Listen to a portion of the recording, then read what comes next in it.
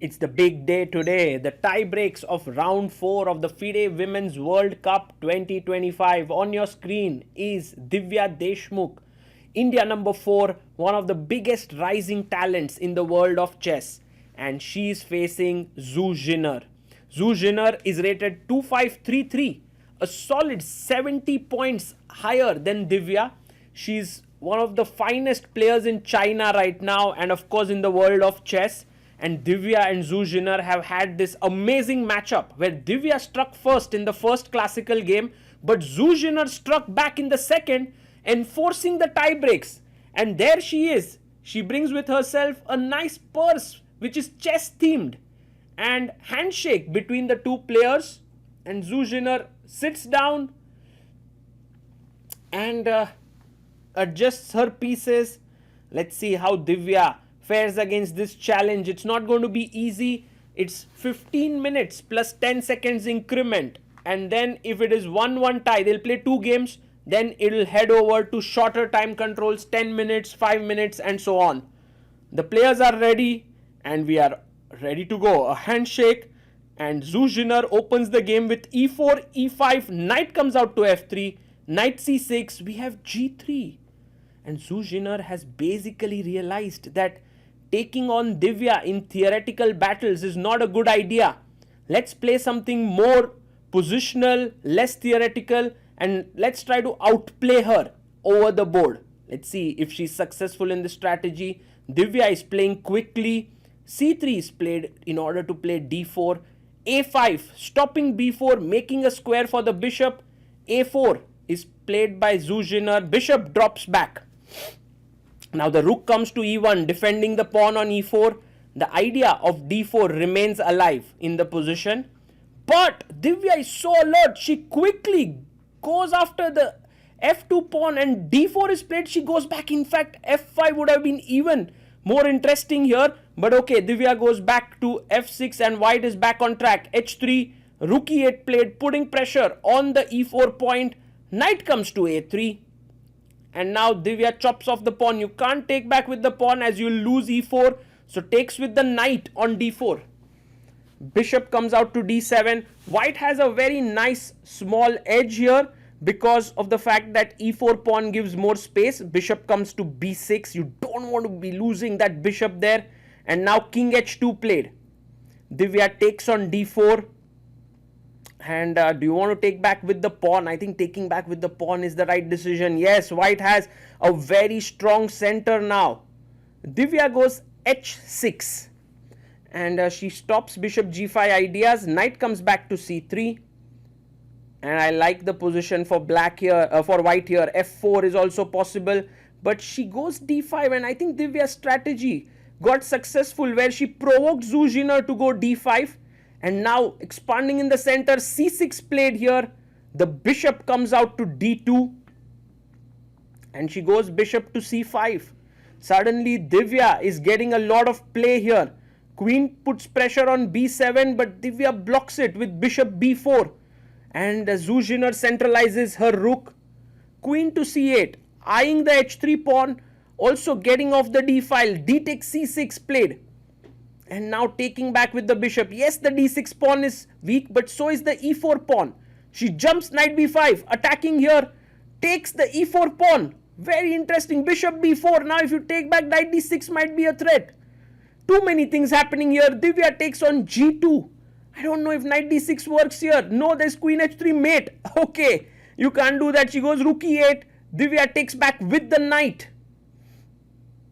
And now king takes g2 is taken. So the d6 pawn is defended.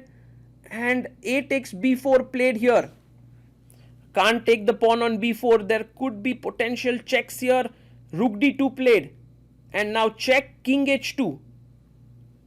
She goes queen a6, putting pressure on a4. And rook comes to c2. I think Divya cannot take this pawn because of later rook c8 coming in.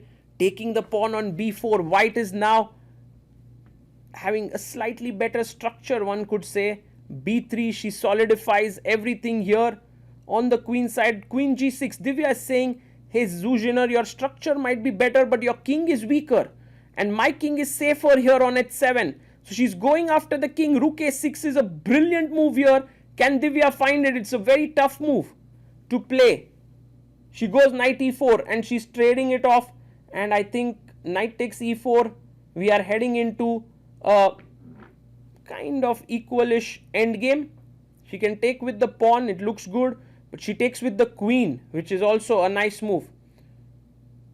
And rook to d2, putting pressure on the d5 pawn. Divya defends it.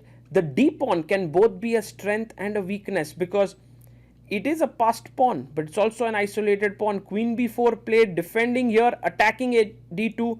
Queen comes back to c2 with the check. King goes to g8 and queen d3 played, d4 pushing forward and h4. Pawn to b6 and king h3.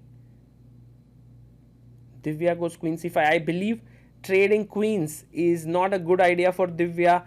The rook endgame might be a bit problematic with the d pawn becoming a bit weak. Check. King goes back to h2. She moves in queen c3. I think both the players are unhappy with the draw here. So both are trying. But I think now Divya is thinking whether she should trade queens. She doesn't. Queen b4. Logical move here. And rook to c2, taking the c file. She goes queen e1. Divya also trying her best to outwit her opponent. Queen c1. And Zhu Jiner plays rook c2. Is it a draw now? Players are repeating. They can't go for a draw. But Divya, monster mentality here. She wants to win. Queen c3. Like here you take. This would be very good for black because can put the rook behind and the pawn is farther away. So she goes rook d2. Divya avoids the queen trade. And queen d5. Rook d2 play. I think players are just moving around in circles here. But Divya now slowly pushes her pawn. Rook e2. I mean, think about it, guys. Divya is black here. She is 70 points rated below than her opponent. And the position is equal. Her opponent is ready to repeat. But Divya is like, no, I want to continue playing. How does one develop this mindset? Well, I think it's just intense belief in your abilities. You know that you are, by the way, taking here means rook e2 check. So that cannot be done. So queen b5, attacking the queen and the rook. And maybe Zhu Jiner actually got a bit flustered there. She takes. And now the b pawns are a bit weak. So Divya goes rook d8. She defends the pawn. She's ready to go rook d5, b5, b3. All of these pawns could become weak potentially. And now Zhu Jiner brings her king. Rook comes to d5. And now rook d3, important move. She goes b4. Divya pushes quickly to d3. She's winning totally now. She must take on b5 and then take on b4 and she'll be a pawn up. Zhu Jiner goes king to f3 and now king g7 is fine. When king e3 you just take here.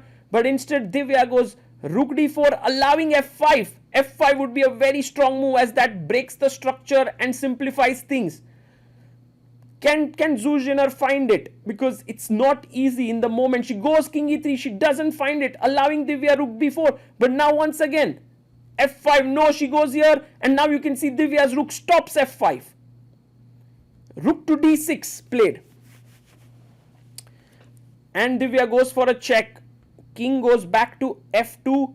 Black is on track to winning. And you can see quickly Divya sees that I don't want Zhu Jiner to go f5 and goes back with her rook. King g7, king comes up to f3.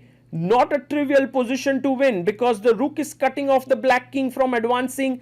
King to f2, king e7, rook c7 check played here. And now king comes up to e6. Divya goes behind the pawn, rook to b7. And rook comes up ahead, a check to the king, king f3, a check again. Goes back king g2 and she plays f6. Divya wants to make progress with her king moving up. She goes king f5. Fighting here. The position is winning. She can push the pawn now b5, but you really want to be careful when you push pawns. Can Divya convert this into a win? It would give her such a massive lead in this matchup. King e4, rook goes back to c7. So that if the king comes into f3, can give a check. King goes back, rook c6 and rook comes to b5. They are moving in circles a bit. Rook b4. And now, man, the position has repeated perhaps. Is it a threefold repetition? Rook b2. I believe the position could have been repeated thrice and Zhu Jiner could claim, but maybe, I don't know, I'm not so sure. She pushes the pawn. So now there's no longer threefold repetition. So once there's a pawn move, you can't claim it. So rook c6, and now Divya can push ahead. She goes on b4, and I think the strategy is kind of worked because she kind of tired out Zhu Jiner for 20-25 moves and now starts pushing. Rook b4, king goes to e6, check, king d5, and now king g2 played because b2, rook h1 was a threat. So king goes to c4. Zhu Jiner, is she going to now grab a pawn? Yes, she takes it. She takes the pawn and tells Divya that I am now going to grab a pawn. She has to go back because b2, b1 was a threat. Rook goes to d4, threatening to block here. g4 played. Well, what's this move? Isn't rook b5 coming? She takes first the pawn. Pawn takes pawn, king g3, and excellent play by Divya, bringing in the rook, a check to the king. King goes forward. Rook check. King e2. She's moving in here, and now b2, b1 is threatened. So another check. But after king f1, there are no checks. Wow. Rook comes here. b2, a check. The rook has to be made passive now. And look at Divya's rook here on b5. She doesn't give an inch to the white king. No pawn pushes, nothing. King not coming. Divya grabs the queen. She is winning here. And Zhu Jiner resigns. Divya scores a win, a massive one with black pieces. With the white pieces in the next game, she managed to hold the draw, which means Divya safely advances to round number 5, which is the quarterfinals of the FIDE World Cup. Last 8 players left, and she is very close to qualifying to the candidates. Her next round challenge is Dronawali Harika, the Indian counterpart. It's going to be an epic match, but first of all, huge kudos to Divya. To beat Zhu Jiner in a match format is no easy task. She managed to show that she is one of the best in the world.